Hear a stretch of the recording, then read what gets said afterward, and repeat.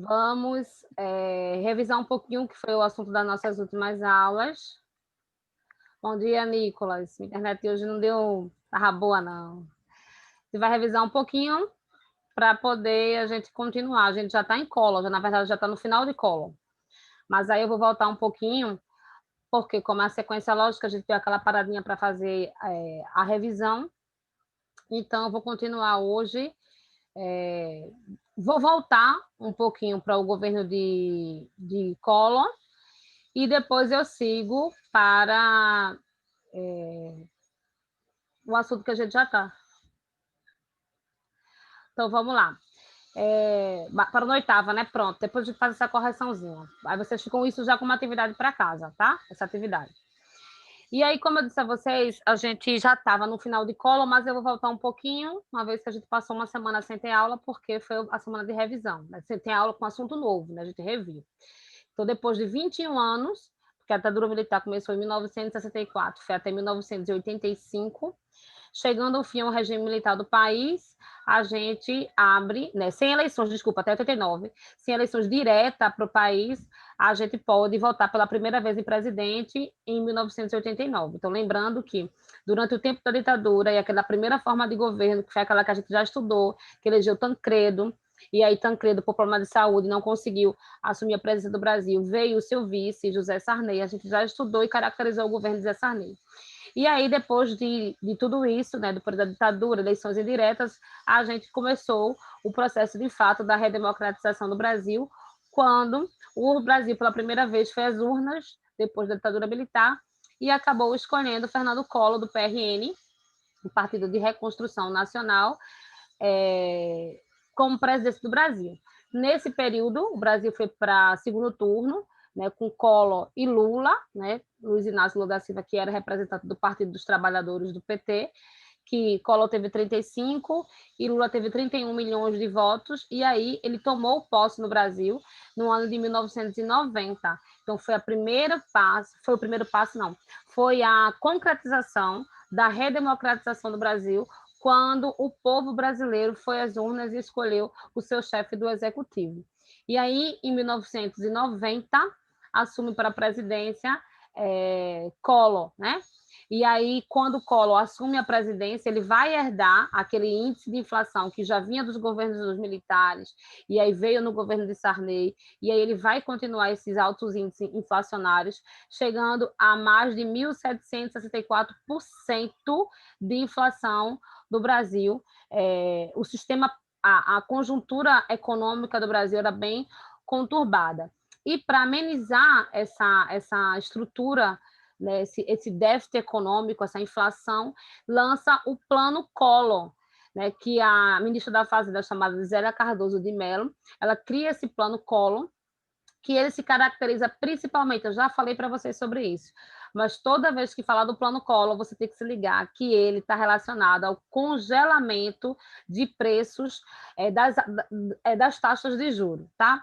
Então, ele se caracterizava pelo congelamento dos preços, pelo aumento das taxas de juros, pelo corte de despesas públicas, pelas privatizações das empresas estatais, tá? Isso é também uma grande característica do governo de Fernando Collor.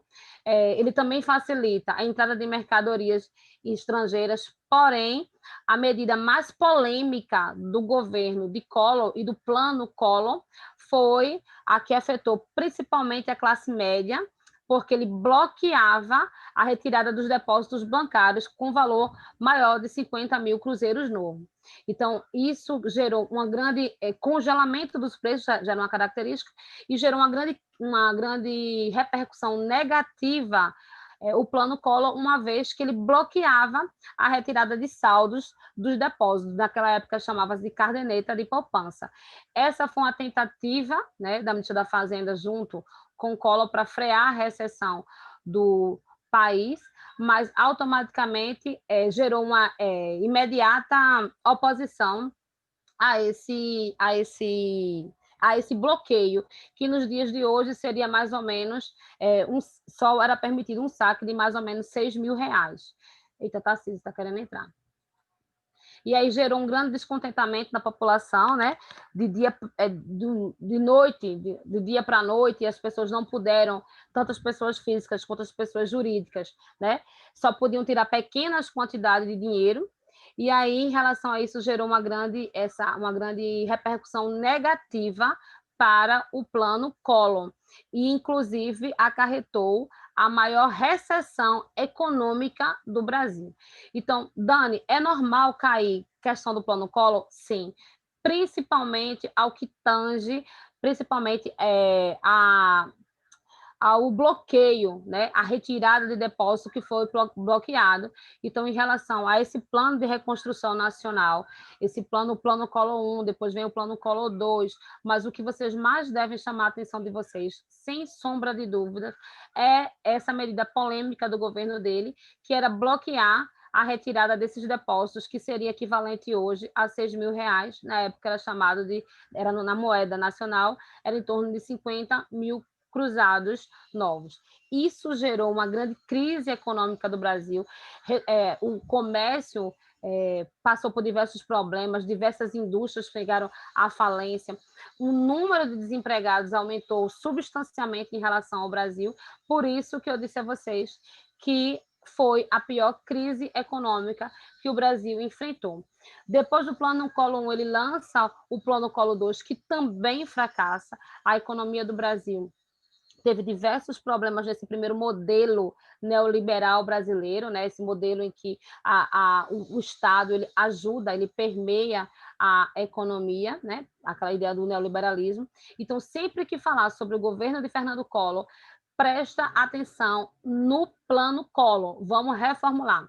Após a ditadura militar e a redemocratização que levou Tancredo Neves para a presidência do Brasil, ele não assume, a gente já viu isso, problemas de saúde, quem assume é seu vice, Sarney.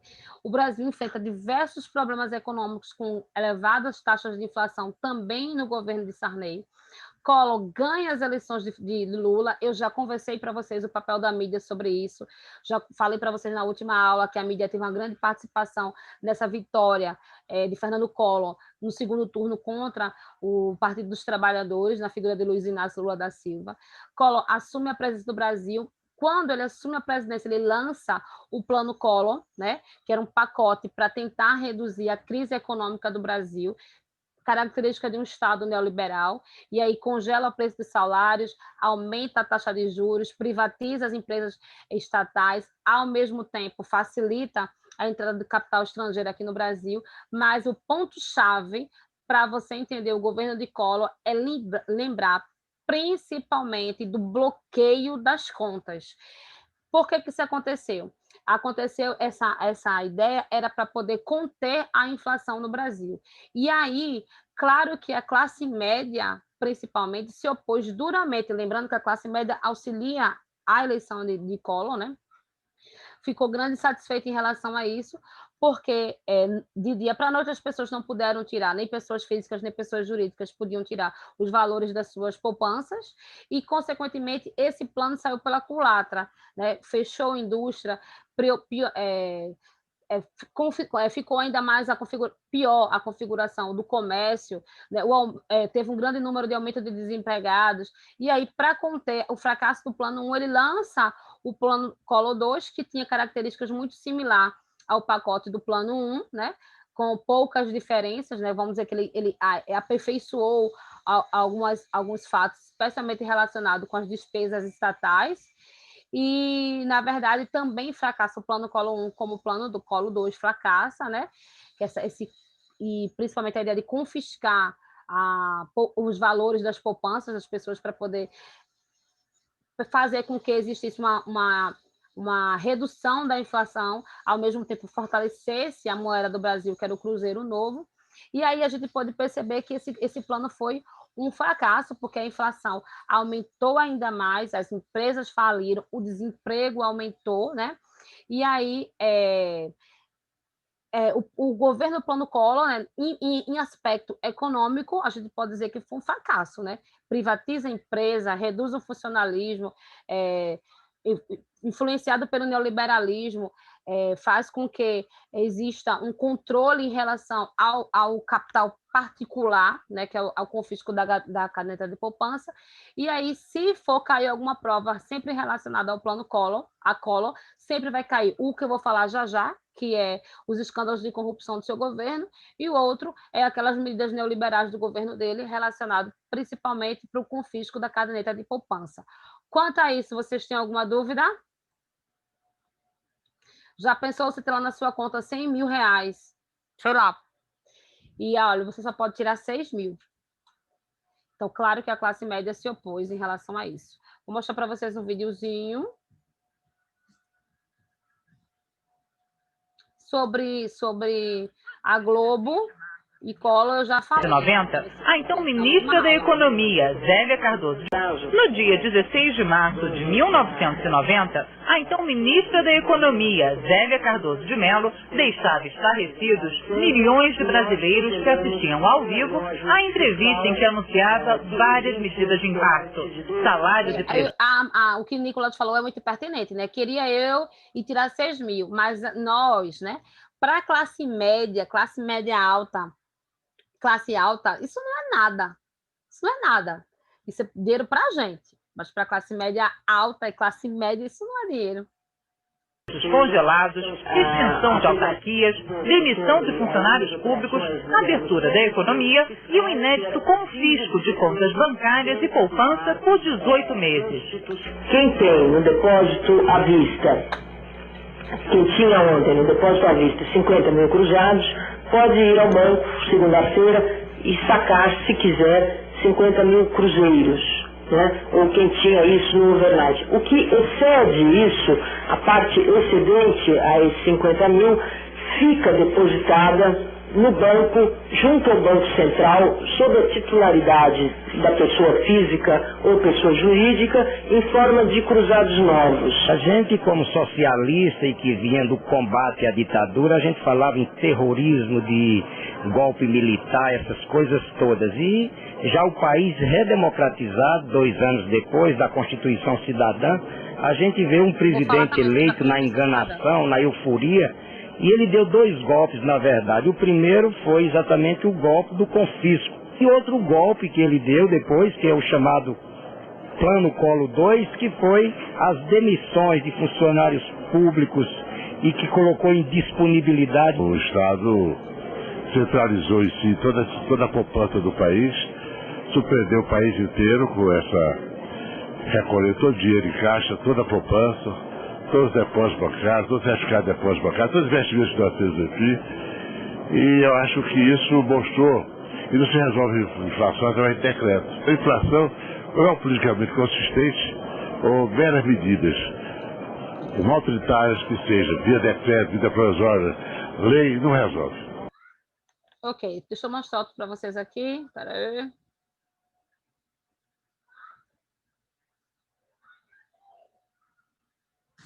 Espera aí.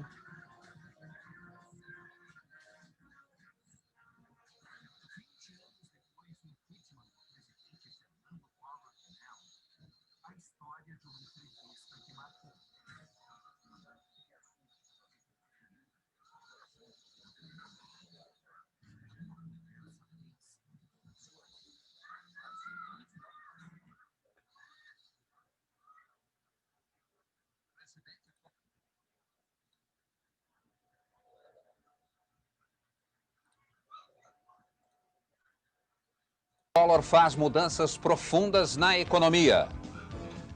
Agora é vencer ou vencer.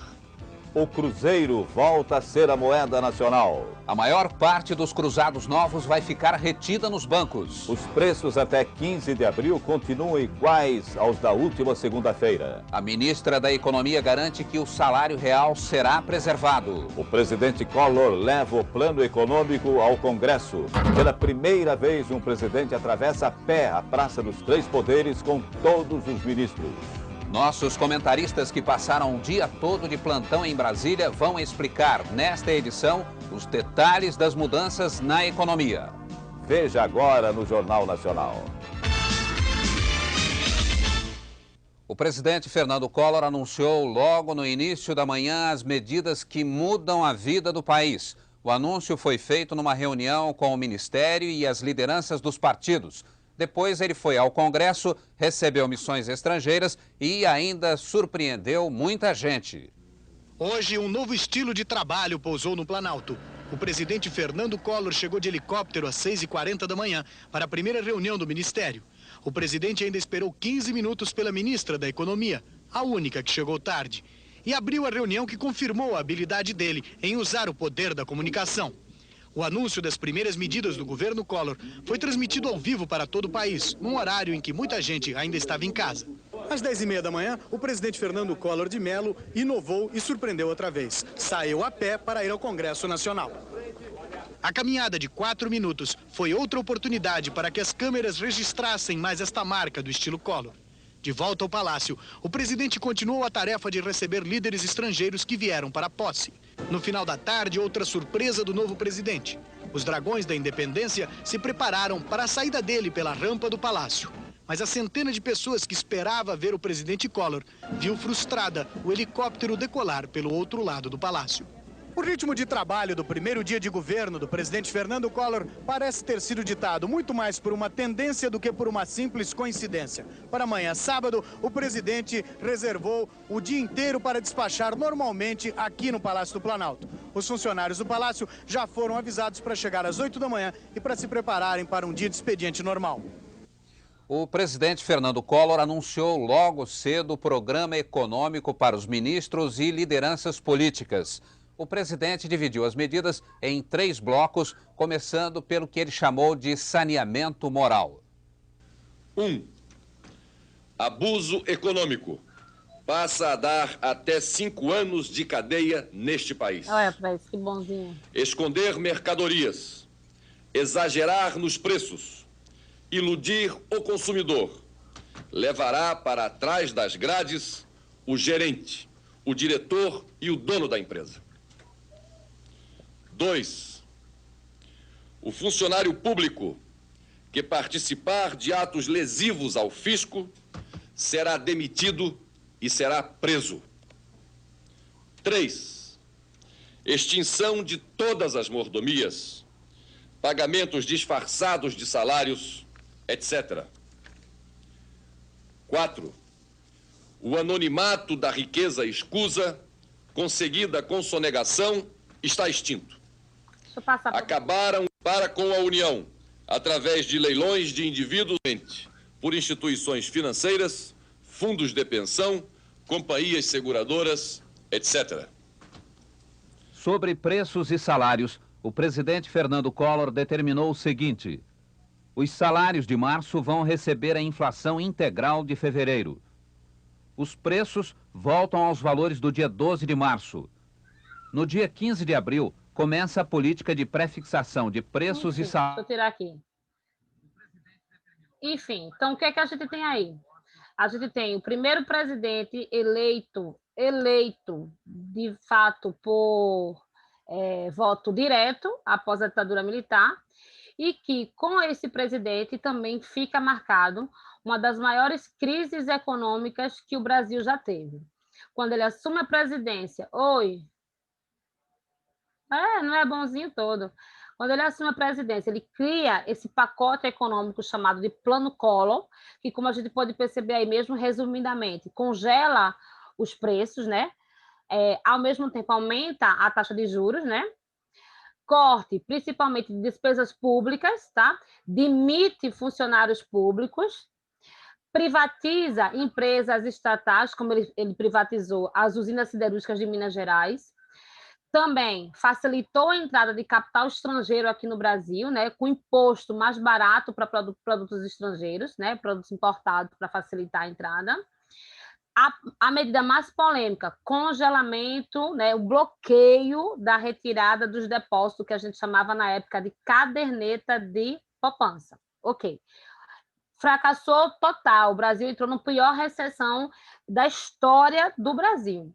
É muito pior do que até mesmo a inflação do governo de Sarney, do que o final do milagre econômico. E aí, o que ele faz? Ele lança o Plano Collor II, que era muito parecido com o anterior, né? Redução das taxas de empresas estatais, o combate à sonegação de impostos, como a gente viu aí ele falando sobre sonegação, que o empresário seria preso, papapá. Ampliação do imposto sobre operações financeiras, tá? Um investimento maior no setor privado, mas mesmo assim o Plano Collor II fracassou tanto quanto o primeiro. Questão de prova. Qual é a medida mais polêmica do governo de Collor? Não tem para onde. É o confisco da caderneta de poupança, no qual tanto pessoa física quanto pessoas jurídicas não podiam tirar todo o montante que ela tivesse na sua conta particular. Não, apenas 50 mil cruzeiros, que equivale aos dias de hoje cerca de 6 mil reais. Então, com isso, houve automaticamente uma grande crítica ao governo de Collor. Deixa eu passar aqui para vocês, pronto. Eu vou falar um pouquinho para vocês falando sobre Collor, o caçador de marajás. Quem era que ele caracterizava o marajá? Para ele, marajá era aquele funcionário público que ganhava muito e trabalhava muito pouco, que a gente sabe que isso é, infelizmente, uma conduta de diversos profissionais do setor público aqui no Brasil. E com essa política, né, de caçador de marajás e com esse governo que dizia que ia acabar com a corrupção do Brasil, que ia acabar com o problema, com os escândalos de desvios públicos no Brasil, por incrível que pareça, ironicamente, o governo de Collor ficou marcado por um dos maiores escândalos de corrupção da era moderna, que aí vai estar envolvido PC Farias, que vou falar já para vocês, e vou falar também do caso do irmão dele, mas deixa eu ler os slides aqui para vocês. Collor conseguiu passar para a população a imagem de um político que lutava incessantemente contra a corrupção. Por causa disso, ficou conhecido como caçador de marajás, ó, a capa da revista Veja, lembrando que a revista Veja é do Grupo Globo. Ou seja, uma referência à sua oposição aos políticos, outros servidores públicos que recebiam salários extremamente altos. Collor conseguiu ainda apresentar-se como um candidato das camadas populares mais pobres, e sua campanha foram denominadas de descamisados. Primeiro governo civil brasileiro, eleito por voto direto desde 1960, né? Foi também o primeiro escolhido dentro das regras da Constituição de 1988. Durante o governo dele, a gente já sabe, lançou o Plano Collor, que consistia em confisco de poupanças, congelamento de preços e salários, para poder justamente tentar conter a inflação do Brasil, que era a maior de toda a sua história. Tomou medidas duras, como enxugar a máquina do Estado, por isso que ele demitiu diversos funcionários, e também vendeu empresas estatais, né? Ou seja, ocorreu as privatizações. Aqui, ó. Adotou o Cruzeiro como moeda oficial. Aqui falando sobre o bloqueio do Plano Collor, a moeda circulante foi substituída por Cruzeiro. O mercado brasileiro foi aberto a importações, eu já falei para vocês sobre isso. Depósitos em conta corrente e aplicações financeiras superiores a 50 mil foram bloqueados por 18 meses, é o confisco da caderneta de poupança. Foram congelados os preços e os salários, como ele mesmo anunciou nesse vídeo que eu mostrei para vocês do Jornal Nacional. Empresas estatais foram privatizadas e órgãos de empresas públicas foram extintos. Ou seja, foi um plano para tentar conter a crise econômica que assolava o Brasil, a inflação, naquele modelo neoliberal, que é o Estado ajudando, caminhando, auxiliando na economia. Porém, na verdade, o resultado foi muito pior. O Brasil se viu no meio de uma crise econômica maior da era moderna em termos econômicos. Então, ó, substituição do cruzado pelo cruzeiro, congelou os preços dos salários, aqui, ó, as revistas da época. O Plano Collor gerou o quê? Falências, desemprego, concorrência pelos importados, porque eu já disse a vocês que os preços, os impostos para produtos importados ficaram menor, então causou uma concorrência com os produtos nacionais, muitas empresas chegaram a falirem diante do Plano Collor, e aí a gente vai entrar na famosa corrupção do governo de Collor. Collor, como eu já disse a vocês, ele entra com esse papel aqui, ó, de combater a corrupção, né? Ele entra nessa proposta de lutar e diminuir o desvio de dinheiro público, a corrupção no Brasil, enfim. Mas aí no governo dele teve um caso muito emblemático, que o livro de vocês fala superficialmente, então eu vou falar bem rapidinho, que é o escândalo do PC Faria, né? quando o irmão de Collor, né, Pedro Collor, denunciou um esquema de corrupção vigente no seu governo, junto com Paulo César Farias, por isso que o nome do escândalo é PC Farias, o caso PC. PC Farias, ele era o tesoureiro da campanha presidencial de Fernando Collor. E aí ele recebia muita quantia em dinheiro, né, principalmente de empresários que financiavam a campanha de Collor, de fato, né? E, ao mesmo tempo, esses empresários que financiavam a campanha de Collor, a ascensão de Collor à presidência, visavam que, com a eleição, tivesse alguma forma de ser facilitado as verbas públicas, principalmente com licitação. Eita, peraí. Com licitação. E aí, esse dinheiro que esses empresários financiavam a campanha de Collor, o governo de Collor, eram depositados em contas fantasmas, né? Mas, obviamente, estavam completamente ligados a esse esquema de corrupção. O próprio irmão de Collor faz essa denúncia, né? Pedro Collor faz essa denúncia, chega então ao famoso esquema PC Farias, abre, na época, uma CPI, que é uma comissão parlamentar de inquérito, né?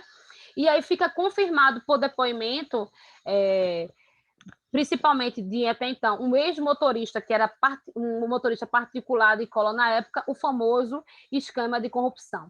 Diante desse famoso escândalo de corrupção, né, que abre uma CPI para investigar, né, a atuação de Collor nesse esquema de corrupção, lembrando que ele é eleito com esse jingle de lutar contra a corrupção, e, na verdade, o seu governo ficou comprovado que uma grande soma de dinheiro público foi desviado graças à corrupção. Tá? E aí soma a baixa popularidade de Collor na época, e aí passa pelo o escândalo do PC Faria, que já está somado àquela crise econômica do Brasil, a figura de Collor completamente desgastada, né? E vai vir no Brasil um dos primeiros movimentos da era moderna, no qual, principalmente, os jovens passam a se manifestar pintando suas caras de verde e amarelo e indo para a rua para criticar, para lutar contra, até então, o governo do Brasil, e é o famoso caras pintadas, que lutavam contra o processo de impedimento do presidente da República. Esse processo de impedimento a gente chama de impeachment. Vou mostrar para vocês um videozinho falando sobre o esquema PC Farias.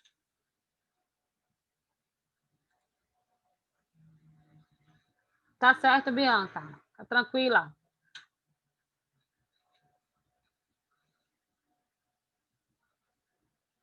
Aqui. Esse daqui era o tesoureiro da campanha, que recebia as verbas dos empresários, tá? Aqui.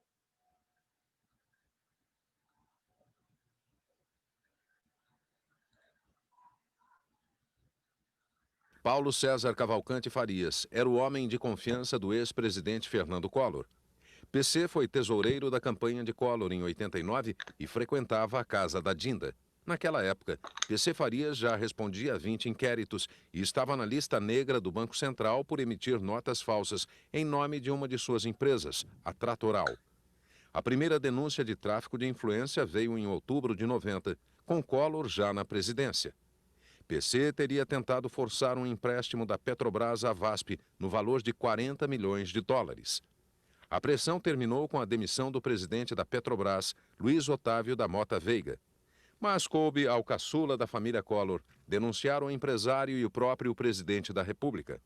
Inconformado com a decisão de PC de investir no jornal concorrente do Gazeta de Alagoas, do qual era diretor, Pedro Collor revelou as contas de Paulo César no exterior e o esquema de corrupção montado no governo com consentimento do presidente Collor. Foi aberta uma comissão parlamentar de inquérito no Congresso e as sujeiras começaram a aparecer. PC cobrava propinas dos empresários interessados em favores do governo e depositava o dinheiro em contas fantasmas abertas em vários bancos. Com o dinheiro, Paulo César Farias fazia as despesas do presidente Collor, incluindo gastos com alimentos e pagamentos de empregados da casa da Dinda. Em junho de 93, PC foi condenado a 4 anos de prisão por sonegação fiscal. Ele teria deixado de recolher mais de US$ 1,5 milhão em impostos da Brasiljet, empresa de táxi aéreo em que era sócio do piloto Jorge Bandeira de Mello. PC fugiu do país para escapar à prisão.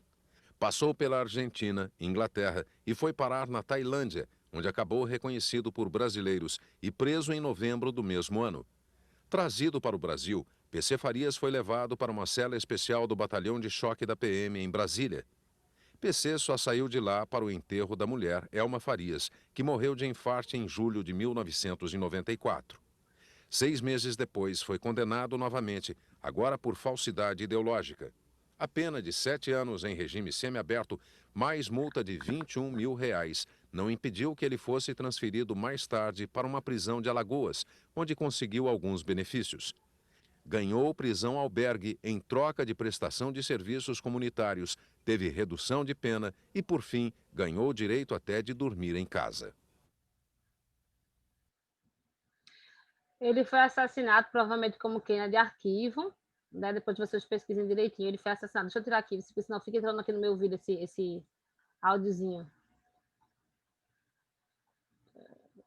Ele foi morto, PC Farias, né? Provavelmente como queima de arquivo, mas a história nunca conseguiu, na verdade, ligar diretamente ao governo de Collor. Ficou como se fosse crime passional, como se a namorada dele tivesse assassinado ele, mas provavelmente aquilo envolvia escândalos de corrupção. Aí o que rola, né? Diante desses escândalos... Eita, gente, eu estou compartilhando para vocês. Pronto, aí diante desses escândalos, né? Cria uma CPI, como eu já falei, uma comissão parlamentar de inquérito, né?